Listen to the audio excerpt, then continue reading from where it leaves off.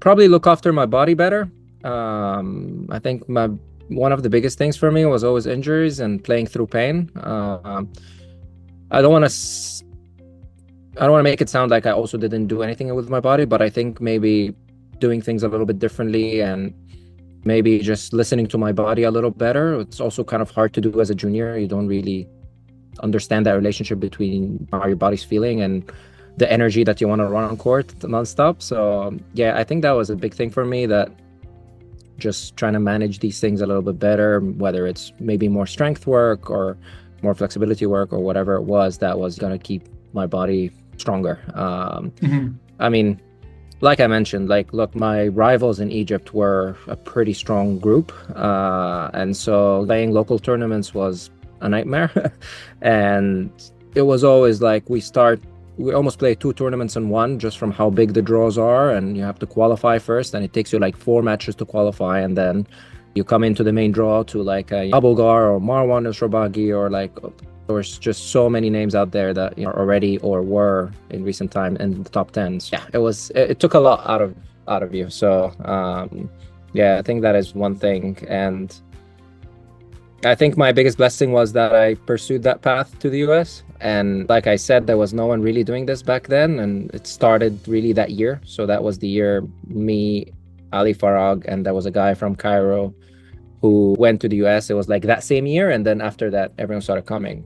So yeah, that opportunity changed my life, and I'm settled here. I have my family here now. So I always sort of advise that to younger juniors who want to get the best of both worlds with academics and squash. I'll start with, I guess, with the Egypt piece first. In my opinion, I think that what's unique about Egyptian style of play is the super fast pace that juniors play with and get coached to be doing. Like, it's almost 100 miles an hour all the time. And that really just, if you're comfortable at that crazy pace, you're, anything a little slower, you should be a little more accurate, right? And I think another big thing is just using that sort of shot making a little more, and just using those 4 corners and having a lot of deception with it. And I think this maybe 40 years ago wasn't the case, right? And that started, becoming more prevalent and just growing more and more in the Egyptian school of squash. And, with players and then coaches starting to travel, and look at now in the US how many Egyptian coaches are out there. And not just Egyptian, right? But like, there are coaches from all over the world. There are former world number ones who are now coaching in the US and all that stuff. And so they bring in this, their unique perspective and their collection of experiences that they have. And, they're working with juniors here on those. And I think squash is growing in the US.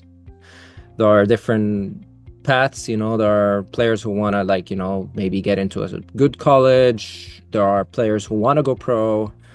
I don't know if that was the case a long time ago, and so people were just not at that competitive level. It was an extracurricular activity, but now people are looking at potentially making a career out of it.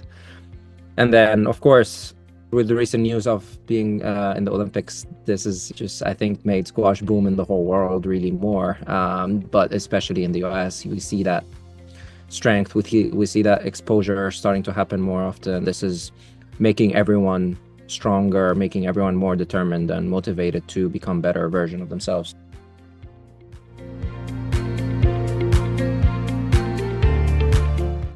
Yeah, we're actually very excited about doing this. We've wanted to do a summer camp for quite some time, and there was a couple sort of obstacles, but we're managed to work around them this year. So yeah, we have a new facility opening up, an extension to our current facility. So we're getting 7 new air-conditioned courts, and we already have 10 up here.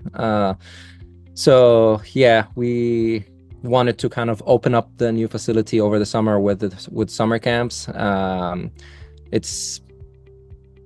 think the Trinity story is there to be told, and I think a lot of people have asked over the years, like, we want to come do a camp here. And so it's really exciting that we're at a place where we can get this started. So yeah, we're offering 3 weeks of camp in June and July, and they're going to be residential or day, whatever it is. But yeah, we have dorms as well. And there are a lot of camps out there. I think this camp is a little more unique because it's gonna tell the Trinity story of how Trinity has had the legacy and the that sort of history and how that happened, right? Because I don't expect to change someone's swing in 3 days or just tell them like revelation that they've never heard of in the squash perspective. But I think as long as they come and learn something different about this place and maybe look at things a little bit differently, train like how Egyptian juniors do it, and just also experience our campus. We have a beautiful campus, especially in the summer. It's really nice, and it's a small campus. It's going to be very convenient to walk to the courts is like 5 minutes, and then the dining hall is like, so I think all of that really adds to the experience of a summer camp. This is not a camp that's going to be like you guys are going to play 8 hours a day and will just become exhausted and not processing information. I think there's going to be a lot of talking and like video and like watching pros and watching Trinity players and just more of like sort of intellectual part as well. So yeah, I think Lauren Patricio, our women's head coach, and I are collaborating to get the summer going, and we're likely going to have current players help out with the camp. So that's also going to be an exciting opportunity for juniors to learn from them, maybe talk to them about Trinity and like how it is. So I think it's really exciting for us.